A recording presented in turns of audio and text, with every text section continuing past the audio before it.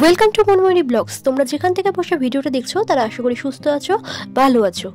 বাঙালির 12 মাসে 13 পার্বণ, তার মধ্যে একটি হলো অরন্ধন বা রান্না পুজো।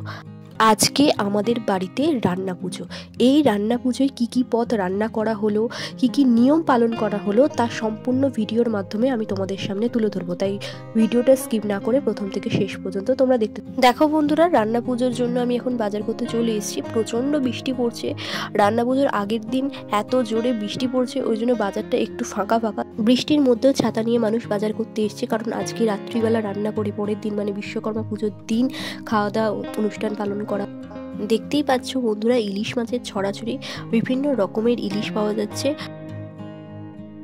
এখন আমার মা চান করে শুদ্ধ বস্ত্র পরে আনাজ কোটাকুটি শুরু করে দিয়েছে। এখানে ছাঁচি কুমড়োটা ভালো করে কেটে নিচ্ছে।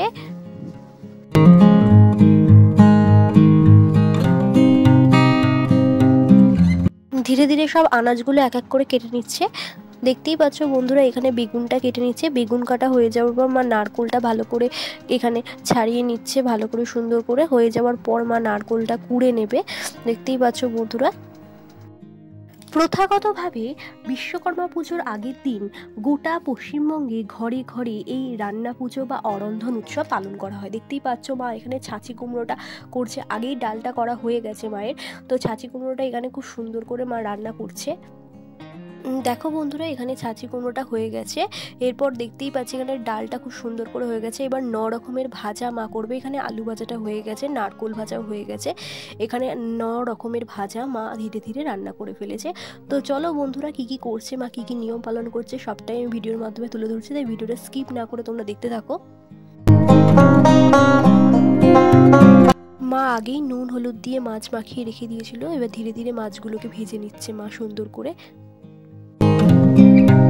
দেখো বন্ধুরা, একটা একটা করে মাছ খুব সুন্দর করে মা ভেজে নিচ্ছে। এখানে সব মাছগুলো ভাজা হয়ে গেছে, আর মাছ থেকে অনেকটা তেল বেরিয়েছিল বন্ধুরা। এই দেখো তেলটা, আমার তো গরম ভাত দিয়ে তেলটা খেতে খুবই ভালো লাগে।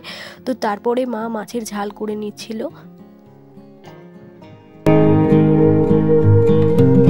সব কিছু রান্না হয়ে যাওয়ার পর সকালবেলা পুজো হয়ে যাওয়ার পর ভাতের সাথে মাছের যে তেলটা, ওটা মেখে তো খেতে খুব দারুণ লাগে। তারপরে আলু ভাজা, পটল ভাজা, বেগুন ভাজা, কুমড়ো ভাজা, কাঁচকলা ভাজা, ঢেঁড়স ভাজা, উচ্ছে ভাজা, নারকোল ভাজা, কচুর ডাল, ছাঁচি কুমড়ো, এছাড়াও মাছের ঝাল, ভাত দিয়ে এই 13 রকমের পদ রান্না পুজোর দিনকে আমাদের বাড়িতে করা হয়।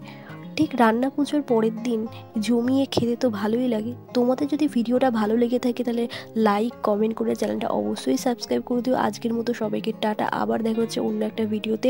আর তোমাদের কাদের কাদের বাড়িতে রান্না পুজো অনুষ্ঠান আছে আমাকে অবশ্যই কমেন্ট করে জানিও।